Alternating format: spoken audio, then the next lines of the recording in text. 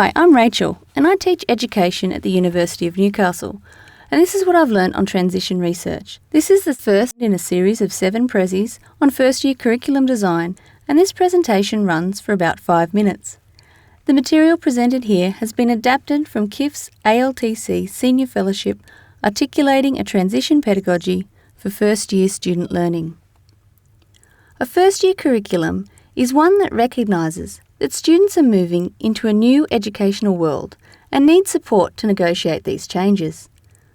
First-year students do not have previous experiences with learning at university and do not inherently have an understanding of what it is like. Disciplinary learning can add to the mystery of learning at university. University teachers, as a part of the first-year curriculum, need to unlock these mysteries for their students. Clearly articulating expectations, roles and responsibilities to students is paramount. Students do not inherently know how to meet your expectations.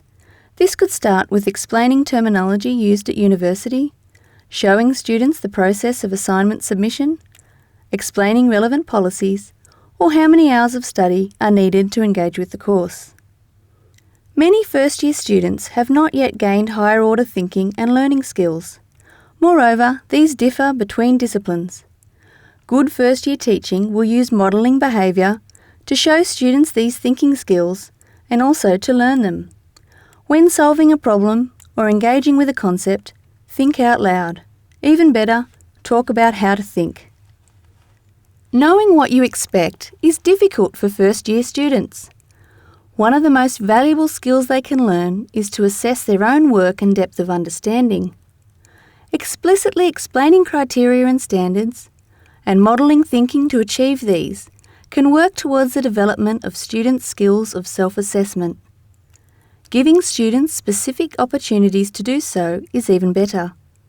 A very successful method is to have students examine a draft of their own or their peers' work against the standards you have set. Any discussion that follows is a rich and valuable learning experience.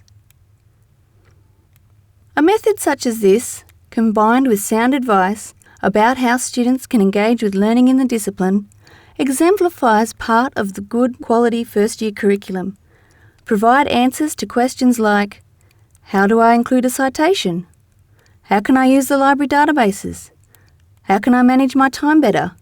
For students before they have to ask.